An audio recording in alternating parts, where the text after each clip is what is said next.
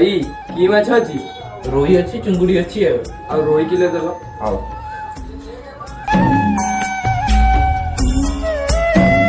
ଭାଇ ହଁ। ଭାଇ କିଲୋ ମାଛ କିଲୋ ଦବ। ଆରେ ତା ଭାଇର ବା 500 ଟଙ୍କା ଆଗ ବାରିର ବାକି ଅଛି, ସେ ଦେଇନି। ଦେଇନି? ନା। ଆରେ ତୋ ଭାଇର ଆଗ ପଇସା 500 ଟଙ୍କା ବାକି ଥିଲା, ପୁଣି ଏ ବାରି ପଇସା ନ ଦେଇ ପୁଣି ପଠେଇଛି। ହଉ ତୁ ଆସୁଛୁ ଯଦି ମାଛ କିଲେ ନେଇଯା, ଭାଇ କହିବୁ ଆଗ ପଇସା ଆଉ ଏ ପଇସା ମିଶେଇକି ଦେଇଦବ ଆଉ। ହଉ ଠିକ ଅଛି, ମାଛ ଦିଅ, ମୋ ଭାଇକୁ ମୁଁ କହିଦେବି ଆଉ ପଇସା ତମକୁ ଦେଇଦବ ଆଉ।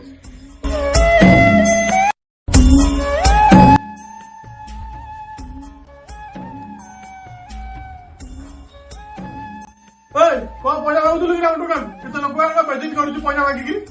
ତୋର କେତେ ଟଙ୍କା ଅଛି? ଭାଇ ତମର 500 ଟଙ୍କା ବାକି ଥିଲା, ସେଇଥିଲାଗି ତମ ସାନ ଭାଇକି କହିଥିଲି। 500 ଟଙ୍କା ଲାଗି ଲୋକ ବେଜିତ କରୁଛୁ, ନେ ତ 500 ଟଙ୍କା।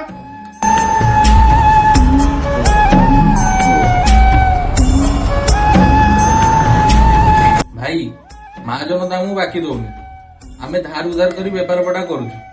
ହେଲେ ତମକୁ ବାକି ଦେଲା ପରେ ତମେ ଯଦି ଏମିତି ଆମକୁ ଖରାପ ବ୍ୟବହାର କରିବ, ଆମେ ବେପାରୀ ଚଳିବୁ କେମିତି? ଭାଇ ବାକି ଦେଇ ବାକି ମାଗିବାଟାକୁ ଏଡେ ବଡ ଭୁଲ। ତମେ ତାଙ୍କ ମୁହଁକୁ ପଇସା ପଡି ତମେ ଖରାପ ବ୍ୟବହାର କରୁଛ। ଗୋଟେ ଦୋକାନୀ ନିଜ ଦୋକାନକୁ କେତେ କଷ୍ଟରେ ଚଲାଉଛି ସେ ଦୋକାନୀ ହିଁ ଜାଣିଛି। ଦୋକାନୀମାନଙ୍କୁ ଭଲ ବ୍ୟବହାର କରନ୍ତୁ ଏବଂ ବାକି ନେଇ ଟାଇମରେ ଦିଅନ୍ତୁ।